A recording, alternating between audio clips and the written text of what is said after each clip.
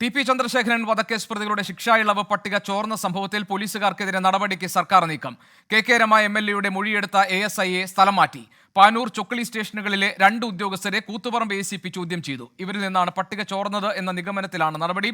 സജോ ദേവസ്യ കണ്ണൂരിൽ നിന്ന് വിവരങ്ങൾ നൽകാനുണ്ട്. സജോ, സർക്കാരിനെ അക്ഷരാർത്ഥത്തിൽ പ്രതിരോധത്തിലാക്കിയ സംഭവമായിരുന്നു ടി.പി. ചന്ദ്രശേഖരൻ വധക്കേസിലെ പ്രതികൾക്ക് ശിക്ഷാ ഇളവ് നൽകാനുള്ള നീക്കം. ഇക്കാര്യത്തിൽ പോലീസിന് മേൽ പഴിചാരിക്കൊണ്ട് രക്ഷപ്പെടാനുള്ള നീക്കമാണോ സർക്കാരിന്റെ ഭാഗത്തുനിന്നുണ്ടാകുന്നത്?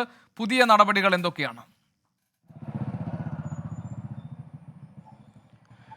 ഗോപികൃഷ്ണൻ, ഈ നീക്കത്തിൽ അതായത് ശിക്ഷാ ഇളവ് പട്ടികയിൽ ഇവർ ഉൾപ്പെട്ടതിലെ ധാർമ്മിക പ്രശ്നമല്ല സർക്കാരിനെ ഇപ്പോൾ വല്ലാതെ ബുദ്ധിമുട്ടിലാക്കുന്നത്. ഇതെങ്ങനെ ചോർന്നു എന്നതാണ് സർക്കാരിനെ സംബന്ധിച്ചിടത്തോളം വലിയ തോതിൽ അവർക്ക് ആശങ്കയുണ്ടാക്കുന്ന അല്ലെങ്കിൽ വിഷമം ഉണ്ടാക്കുന്ന കാര്യം, വിഷമവൃത്തത്തിലാക്കിയിരിക്കുന്ന കാര്യം എന്നതാണ് പ്രധാനം. അതായത് ഈ പട്ടിക പുറത്തുപോയത് വലിയ തോതിൽ ആഭ്യന്തര വകുപ്പിനും സർക്കാരിനുമൊക്കെ പ്രതിച്ഛായ ഭംഗം ഉണ്ടാക്കാൻ ഇടയാക്കി. അതുകൊണ്ട് ഈ വിവരങ്ങൾ പുറത്തേക്ക് കൊടുത്ത ഏത് വഴിക്കാണ് ചോർന്നത്, അത്തരം ആളുകൾക്കെതിരായ നടപടി ആഭ്യന്തര അന്വേഷണം നേരത്തെ തന്നെ തീരുമാനിച്ചതാണ്. അതുകൊണ്ട് നടപടിയിലേക്ക് പോവുക എന്നതാണ് ഇപ്പോഴത്തെ ഒരു ആഭ്യന്തര തലത്തിലുള്ള തീരുമാനം എന്നതാണ് നമ്മൾ മനസ്സിലാക്കുന്നത്. ഇതിൽ പ്രാഥമികമായും ഒരു ഉദ്യോഗസ്ഥനെയാണ് സ്ഥലം മാറ്റിയിരിക്കുന്നത്.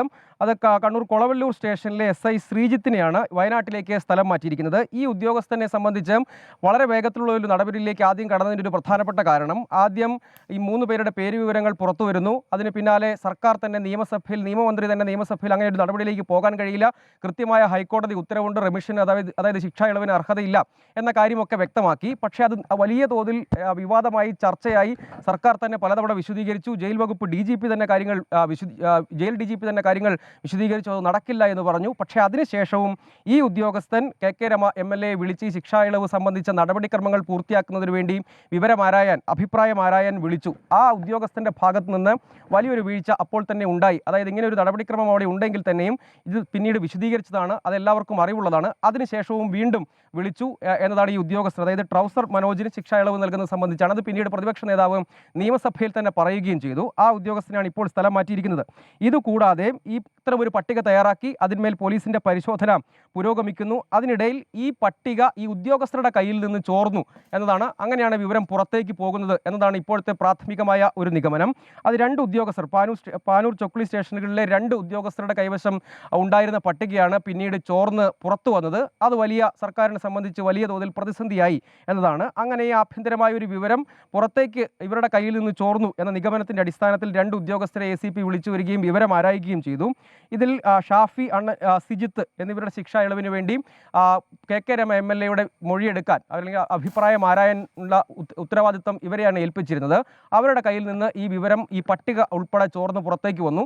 അതാണ് പ്രതിസന്ധിയായത് എന്നതാണ്. അതായത് സർക്കാരിനെ സംബന്ധിച്ചിടത്തോളം വലിയ തോതിൽ പ്രതിസന്ധിയായിരുന്നു, അല്ലെങ്കിൽ വലിയ തോതിൽ സർക്കാരിന് കളങ്കമുണ്ടാക്കുന്ന, പ്രതിച്ഛായ ഭംഗമുണ്ടാക്കുന്ന, പാർട്ടിക്കകത്ത് തന്നെ വലിയ വിമർശനത്തിലേക്കൊക്കെ കാര്യങ്ങൾ പോകും വിധം തിരഞ്ഞെടുപ്പ് തോൽവിക്ക് പിന്നാലെ സർക്കാരിനെ വലിയ തോതിൽ പ്രതിക്കൂട്ടിലാക്കിയ ഒരു സംഗതിയായി ഇത് മാറി. അതുകൊണ്ട് ഈ പട്ടിക ചോർത്തിയ ഉദ്യോഗസ്ഥർക്കെതിരെ വകുപ്പുതല നടപടി എന്നൊരു തീരുമാനത്തിലേക്കാണ്. അതിൻ്റെ ഭാഗമായാണ് ഒരു ഉദ്യോഗസ്ഥനെതിരെ നടപടിയെടുത്തു, സ്ഥലം മാറ്റം. മറ്റ് 2 ഉദ്യോഗസ്ഥരെ കൂടി വിശദാംശങ്ങൾ പരിശോധിക്കുന്നു. അതിനുശേഷം അതിലും നടപടി ഉണ്ടാകുമെന്ന നിലയ്ക്കാണ് ഇപ്പോൾ വിവരങ്ങൾ നമുക്ക് പോലീസിൽ നിന്ന് ലഭ്യമാകുന്നത്. സജോ, ഈ പാനൂർ ചൊക്കളി സ്റ്റേഷനുകളിലെ 2 ഉദ്യോഗസ്ഥരെ കൂത്തുപറമ്പ് ACP ചോദ്യം ചെയ്യുകയാണ്. അതായത് ഇവരിൽ നിന്ന് പട്ടിക ചോർന്നു എന്ന നിഗമനത്തിലാണോ ഈ നീക്കം?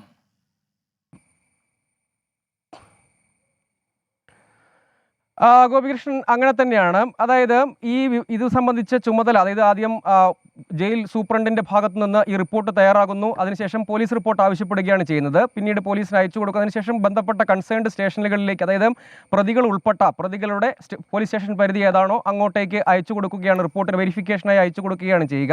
അങ്ങനെ വരുമ്പോൾ അത് സംബന്ധിച്ച് വിവരങ്ങൾ ആരാഞ്ഞ് റിപ്പോർട്ട് തയ്യാറാക്കിയത് നൽകുക എന്നതാണ് ഉദ്യോഗസ്ഥരുടെ ചുമതല. അതിന് പകരം ഈ റിപ്പോർട്ടിന്റെ പകർപ്പ് ഉദ്യോഗസ്ഥർ മറ്റു ചിലർക്ക്, അതായത് ഈ ആളുകളുടെ പ്രതികളുടെ പേര് ഉൾപ്പെടുത്തിയ പട്ടിക ഉദ്യോഗസ്ഥർ മറ്റു ചിലർക്ക് ഷെയർ ചെയ്തു. അങ്ങനെയാണ് ഇത് പുറത്തേക്ക് ആദ്യം പോകുന്നത്.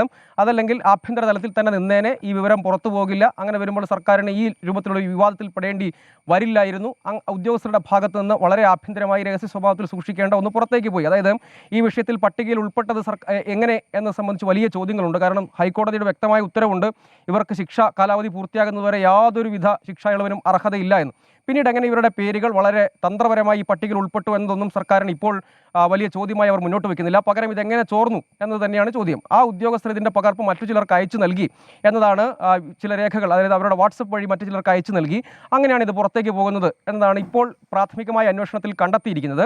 അതാരെല്ലാം എന്നതാണ് അതിൽ ഈ ഉദ്യോഗസ്ഥർക്കായിരുന്നു ചുമതല. അവർ ആർക്കെല്ലാം അയച്ചു നൽകി, അവരുടെ കയ്യിൽ നിന്നാണോ ചോർന്നത്, അല്ലാതെ മറ്റെവിടെ നിന്നെങ്കിലും ആണോ എന്നത് വ്യക്തത വരേണ്ടതുണ്ട്. പക്ഷേ ഈ ഉദ്യോഗസ്ഥരിൽ നിന്ന് ചോർന്നു എന്ന പ്രാഥമിക നിഗമനത്തിന്റെ അടിസ്ഥാനത്തിലാണ് ഇവരെ തൽക്കാലം ബലിയാടുകളാക്കാം എന്ന ഒരു തീരുമാനം. അതായത് ആഭ്യന്തര തലത്തിൽ ആഭ്യന്തര വകുപ്പ് തന്നെ നടപടിയിലേക്ക് എന്തായാലും പോകും എന്ന കാര്യം ഏറെക്കുറെ ഉറപ്പാണ്. അത് ഇവർ തന്നെയാണോ എന്ന് സ്ഥിരീകരിക്കുക, അതിനുശേഷം ഈ ഉദ്യോഗസ്ഥർക്കെതിരെ നടപടിയിലേക്ക് പോവുക എന്നതാണ്. ഈ ചോർന്ന കാര്യത്തിലുള്ള സർക്കാരിൻ്റെ ബുദ്ധിമുട്ട്, വിഷമം, ആ കാര്യത്തിൽ ഒരു നടപടി ഉണ്ടാകണം എന്ന തലത്തിൽ ഉന്നതതല നിർദ്ദേശം ലഭ്യമായിട്ടുണ്ട് ആഭ്യന്തര വകുപ്പിൽ നിന്ന് താഴേക്ക്. അതാണ് ഇപ്പോൾ ഈ തലത്തിലുള്ള ഒരു നടപടിയിലേക്കും അന്വേഷണത്തിലേക്കും ഒക്കെ പോകുന്നത്. നേരത്തെ തന്നെ പട്ടിക ചോർന്ന സംബന്ധിച്ച് അന്വേഷണത്തിന് നിർദ്ദേശം നൽകിയിരുന്നു എന്നാണ് നമ്മൾ മനസ്സിലാക്കുന്നത്. ഏതായാലും ടി പി ചന്ദ്രശേഖരൻ വധക്കേസിലെ പ്രതികൾക്ക് ശിക്ഷാ ഇളവ് നൽകാനുള്ള തീരുമാനത്തെയല്ല, അത്തരം നീക്കങ്ങൾ, അതുമായി ബന്ധപ്പെട്ട ആളുകളുടെ പട്ടിക എങ്ങനെ ചോർന്നു എന്നതിലേക്കാണ് സർക്കാരിന്റെ അന്വേഷണം പോകുന്നത്. ഇതിന്റെ ഭാഗമായി 2 പോലീസുകാർക്കെതിരെ നടപടി വരുന്നു. അവരെ ചോദ്യം ചെയ്തിട്ടുണ്ട്. ഒരു പോലീസുകാരനെതിരെ നടപടി വരികയും ചെയ്തിട്ടുണ്ട്.